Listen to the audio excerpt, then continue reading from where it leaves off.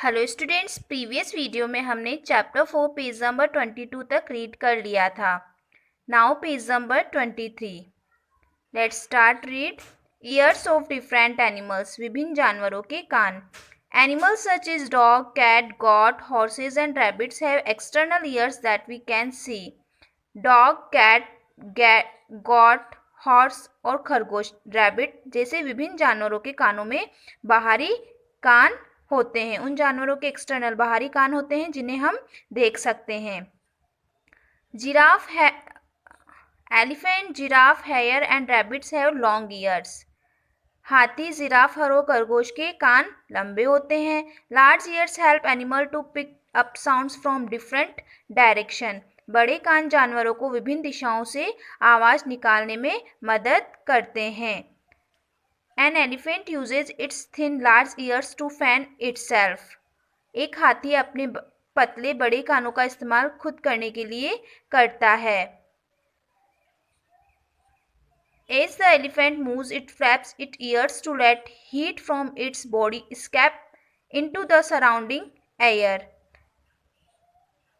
जैसे ही हाथी चलता है वह अपने शरीर से गर्मी को आसपास की हवा से को जाने देता है। यह उसके शरीर को, अब इसमें बताया गया है, this help to cool down its body. यह उसके शरीर को ठंडा करने में मदद करता है। मेकिंग इट कंफर्टेबल, जिससे उसे आराम मिलता है।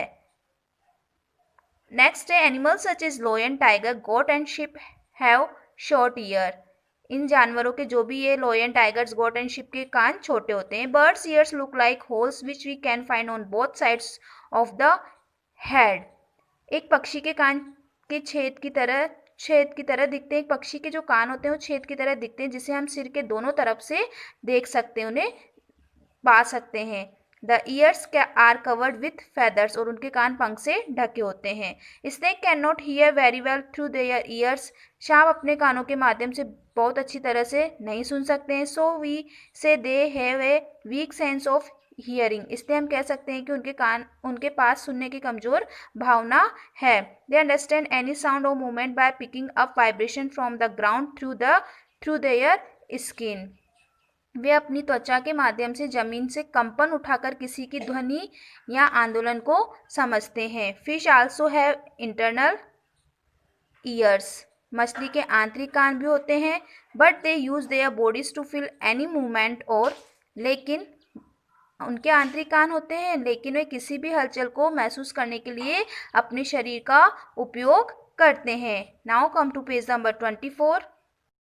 साउंड इन द वाटर, और वाटर में जो साउंड होता है उससे मछली आवाज़ों को सुन पाती है। Whale seem to use sound to locate food, to find their way and to keep in touch with one another in the west ocean. Whale भोजन का पता लगाने, अपना रास्ता खोजने और विशाल समुद्र में एक दूसरे के संपर्क में रहने के लिए ध्वनि का उपयोग करती है। Scientist believe that some whales can use sound not only to see object under water but also to look right inside them like Superman with X-ray vision। वैज्ञानिकों का मानना है कि कुछ वेल ध्वनि का उपयोग न केवल वस्तुओं को पानी के नीचे देखने के लिए कर सकती है, बल्कि उनके अंदर सही देखने के लिए भी कर सकती है, जैसे कि एक्सरे दृष्टि के साथ सुपरमैन।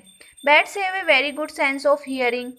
चमगादड़ सुनने की बहुत अच्छी समझ रखते हैं। They use it for finding food and location of their babies। वे इसका उपयोग अपने बच्चों को भोजन और स्थान खोजने के लिए करते हैं। Bats see by using their ears as well in a process known as echolocation. चमगादड़ अपने कानों के साथ साथ इकोलोकेशन नामक एक प्रक्रिया में भी देखते हैं। As a part of the process the bats send out sound waves that can strike an object. इस प्रक्रिया के एक भाग के रूप में बल्ला ध्वनि तरंगों को बाहर भेजता है जो किसी वस्तु को मार सकती है।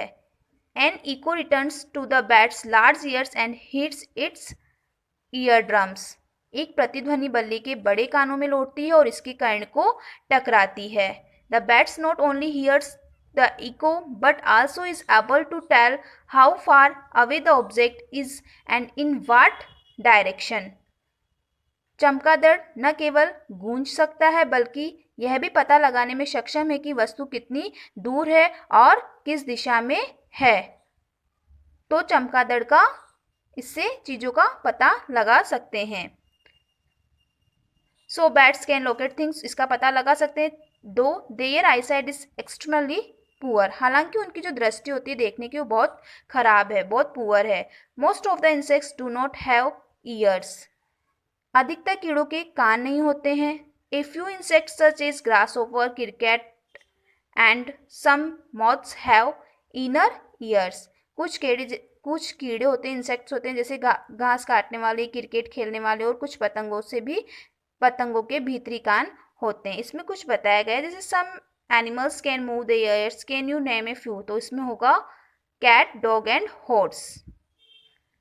Can you name at least 5 more animals with external ears apart from mention in the chapter, तो उसका आंसर है dog, cat, goat, horse and rabbit. तो यहाँ तक आपको चैप्टर रीडिंग करनी है और ये 2 क्वेश्चंस लर्न करने और अपनी नोटबुक में राइट डाउन करने हैं। थैंक्स।